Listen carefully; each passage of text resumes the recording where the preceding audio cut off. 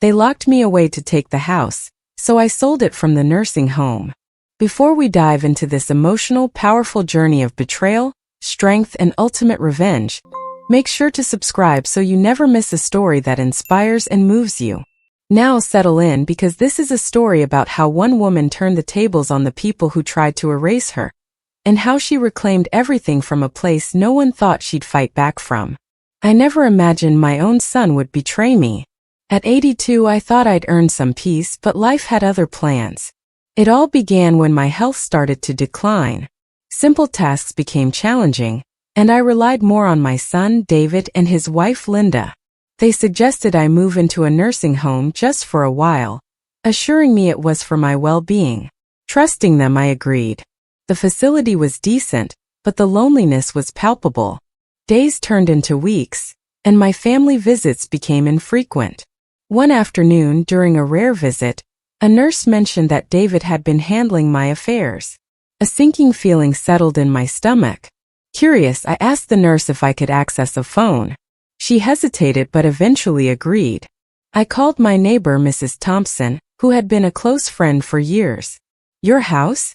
Oh dear, it's been sold. A young couple moved in last week," she said. I felt the world crumble beneath me. My own son had sold my house without my consent. Determined to reclaim control, I contacted a lawyer specializing in elder law. With his help, we discovered that David had forged my signature, declaring me mentally unfit to manage my assets. We gathered evidence, including medical records proving my mental competence and testimonies from staff at the nursing home. The case went to court. In the courtroom, David appeared confident, but as the evidence mounted, his demeanor changed. The judge ruled in my favor, declaring the sale fraudulent and ordering the return of my property. But I had other plans. I decided to sell the house myself, this time legally, and use the proceeds to fund community programs for the elderly. I moved into a smaller, cozier apartment closer to friends and activities. David tried to apologize, but some betrayals cut too deep. I remember that night vividly. The moment Mrs. Thompson told me a new couple had moved into my house, I didn't even feel shock, just this cold, detached sense of betrayal. It wasn't the house itself I was mourning. It was what it meant. That was the home where I raised David, where his father and I spent the best years of our marriage before cancer took him. That home was my history, and David, my own son, erased it like it meant nothing. I didn't cry. Not at first. I just sat there, hands shaking, staring at the wall. That was the night I stopped being mom, the woman they could push aside. That was the night I became something else, a woman with nothing to lose and a hell of a lot to say. The very next day, I asked the nursing home administrator for access to a computer and a private room. She looked confused, maybe even a bit worried, but gave me a nod. I Googled how to report elder financial abuse. It led me down a rabbit hole. Law firms, legal aid groups, social services. I called every number I could find. Half didn't answer. A few promised callbacks. One woman, God bless her, listened. Her name was Caroline, a legal advocate for seniors. The moment I said, "My son sold my house while I was in here," her voice turned sharp. "You need a lawyer. A good one. And fast." She gave me the number of a man named James Pollock, elder law specialist. I called him immediately. When I told him my story, he went quiet for a second.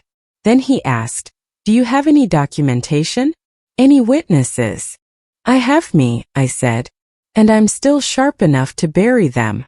He chuckled. "Good. Because we're going to war." The next few weeks were a flurry of motion. James came to the home and met with me personally. He brought a paralegal and a recorder. I told them everything, from the moment David started helping with my finances, to the subtle manipulation about safety, to the forged papers I never saw. The worst part? He declared me mentally incompetent, had me evaluated behind my back by a quack psychologist who spent 5 minutes with me, nodded and signed off.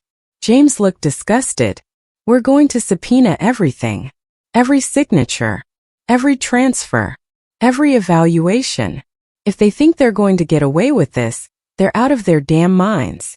We filed the suit, and just like that, the mask started to crack. David showed up at the nursing home the day after the court papers were delivered. He stormed in like he owned the place. I was sitting in the common room doing a puzzle. "Mom," he hissed, grabbing my arm. "What the hell are you doing?"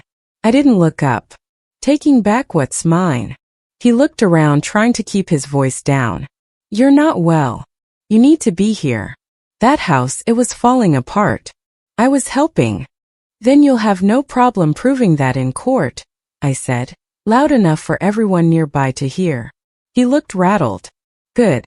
I'd spent decades protecting that boy. It was time he learned what happens when you corner a mother who has nothing left to lose. The court case was scheduled within 2 months. And during that time something happened. I started to feel alive again. Each meeting with James, each document we unearthed, each nurse who volunteered to testify that I was mentally sound, it gave me power. For the first time in years, I wasn't just enduring. I was fighting. Meanwhile, Linda, David's wife, started showing up too. Acting sweet. Bringing cookies. Sitting beside me like we were old friends. "Don't you think this has gone far enough?" she cooed. "Families fight, but we heal. You don't want to destroy your relationship with your son, do you?" I looked her straight in the eye. "You destroyed it the moment you helped him steal my home." She didn't come back after that. Court day arrived. I wore my husband's old navy blue blazer. It still smelled faintly of pipe tobacco. Gave me strength. David showed up in a suit. Linda by his side, all polished and fake smiling. Their lawyer looked smug. Then James stood up. "Your Honor," he began, "this case is about betrayal. Not of a stranger, but of a mother. A woman who gave everything to her son, and had her life stolen in return." One by one the evidence came out. The forged signature. The fake evaluation. The fact that my power of attorney was never legally notarized. That I was lucid and capable all along. My favorite part? When they brought in the handwriting expert. He compared David's writing to the signature on the home sale documents. "It's not even close," the expert said. "This was forged." David turned pale. Linda looked like she might puke. The judge ruled swiftly. The sale was invalidated. The house was legally mine again. I wish I could say I wept. I didn't. I just smiled. But I wasn't done yet. I could have moved back in. But I didn't want to live in a place where I'd always feel their shadows. Instead, I did something that shocked everyone, especially David. I sold it. On my terms. For triple what David sold it for. Legitimately. Legally. Every penny went into my new life. And into a trust for my grandchildren. David was excluded entirely. I bought a cozy condo near the sea. Bright windows. A balcony that caught the morning light. The kind of place where the air smelled like salt and new beginnings. The nursing home? I still visit. Volunteer now. Help others who were almost silenced like me. And David? I haven't seen him in a year. He sends letters. I burn them. You see, when they locked me away, they thought I was finished. That I was a weak old woman who couldn't fight back. But what they forgot is this. I raised a family. I built a home. I buried a husband and carried grief no one should have to carry. I survived all that. Did they really think I'd go down without a fight? No, darling. I sold that house from a wheelchair. And I left them with nothing but regret. After the court victory and the legal sale of my house, I thought things would quiet down. But David wasn't done embarrassing himself. About a week after I closed the sale and wired the funds to my account, he showed up uninvited to my new condo. The front desk called me in a panic. "Ma'am, there's a man downstairs, says he's your son. He's shouting." I paused. Took a deep breath. "Tell him I'm not available. And if he doesn't leave, call security." They escorted him out. But not before he caused a scene in the lobby, yelling about being disowned. Ungrateful mothers. And how dare she cut me out? The neighbors talked about it for weeks. But the real show was still to come. One of the local newspapers caught wind of my court case. Turns out elder abuse isn't just tragic, it sells. A journalist called me, respectfully asked for an interview. I hesitated but ultimately said yes. I don't want this to be about revenge, I told her. I want it to be about awareness. This is happening to people like me every day. But we don't talk about it. We get buried, isolated, forgotten. I'm lucky I had the mind and means to fight back. Others aren't. The story went viral. The headline? Locked in a nursing home while her son sold her house. How one mother fought back and won. The article quoted me directly. They thought I was just an old woman in a wheelchair. They forgot I built that house, raised that boy, and buried my husband in grief. You don't erase a woman like that. You wake her up. Comments poured in. People shared their own horror stories. TV stations started calling. I declined most of them, but I did one live segment on local news, sitting proudly in my wheelchair in front of my new condo. David saw it. He called me that night. You made me look like a monster, he spat. You did that yourself, I replied calmly. I just told the truth. You ruined my life. No, David. You ruined your own life. I just took it back from you. Click. I hadn't expected Natalie to reach out after all that. She's my niece, my sister's daughter. She'd always been kind, soft-spoken. She visited sometimes over the years but lived out of state. I hadn't heard from her in months. Then one day she called. Auntie, she said gently, I read your story. I had no idea what you went through. I'm so sorry. We talked for hours, cried a little, laughed more. She asked if she could come visit. I told her to bring a suitcase. She arrived the following week, and something in me shifted. Natalie wasn't just family. She became a friend, partner. She even helped me set up a foundation with the money from the house sale. We called it Second Voice, an advocacy group for elderly people who've been financially or emotionally manipulated. We started with just a website and a few phone volunteers. 6 months later, we had over 2,000 inquiries. David tried to slither back into the picture. At first, it was subtle apology letters, birthday cards with half-baked sentiments. Then came the guilt-laced messages from mutual relatives. He's still your son. He made a mistake. He's struggling. I answered everyone the same way. He didn't make a mistake. He made a choice. And my choice was peace. One day, Natalie and I went to a local elder rights conference. Just a modest gathering, lawyers, advocates, a few survivors sharing stories. I had no idea I was being honored. When they called my name, I was stunned. Alice Thompson, the speaker said, stood up when many would have given up. She took on not just her abusers, but a system that often ignores victims like her. Today we honor her courage, her voice, and her impact. The crowd stood, applauded. I rolled up to the microphone slowly, looked out at those faces, many old, some young, all listening. I'm not special, I said. I was just tired of being quiet. Then I paused. But if I can say one thing to every person in this room, especially the ones being told they're too old, too frail, too late, it's this: you are not invisible. You are not done. You still matter. Applause again. Louder this time. And for the first time in years I cried. Not for what I lost, but for what I found. My life isn't perfect. I still use a wheelchair. I still miss my husband. I still feel the sting of betrayal from time to time. But I also wake up each morning in a sunlit apartment filled with laughter and purpose. I mentor young advocates. I spend my days surrounded by people who respect me. Not because I yelled the loudest, but because I stood when others said, "Sit down." I rebuilt from ashes. And when I see a woman at one of our events, holding back tears and whispering, "Thank you for showing me it's possible," I tell her the same thing I told myself. They locked me away to take the house, so I sold it from the nursing home. And I left them with nothing but regret. After the conference, something in me shifted again, but this time it wasn't about survival. It was about purpose. Natalie sat beside me on the way home, her hand over mine. "You know," she said softly, "what you did today. You changed people." I smiled. I didn't change them. I reminded them who they were.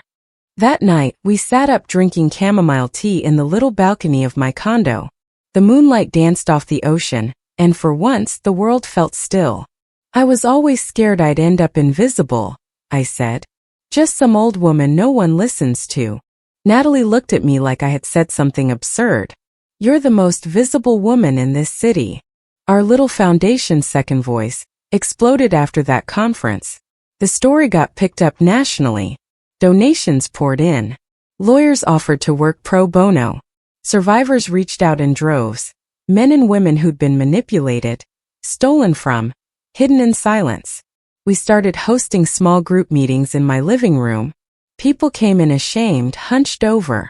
And by the time they left, shoulders back, heads high. That transformation, it lit something in me. I wasn't just recovering anymore. I was rebuilding others. Meanwhile, David kept spiraling. I didn't chase the updates, but news has a way of finding you when it wants to. He'd lost his job. Apparently, someone at his office had read the article. His reputation was mud. Linda left him, took the kids, filed for divorce. I never celebrated his downfall, but I also didn't grieve it. That's what happens when you try to build your future on someone else's ruins. One day, Natalie came in waving her phone. Look at this, she said. We've been nominated for a state award. Community impact. I laughed. For two women with no experience, we're doing all right. We're doing more than all right. You're a damn movement, Aunt Alice. I didn't care about trophies or plaques. But I did care about something else, the ripple. Because for every woman who watched that interview and thought, if she can do it, maybe I can too, that was the reward. That was everything. Months passed. Then a year. My health still wavered. Some days were harder than others.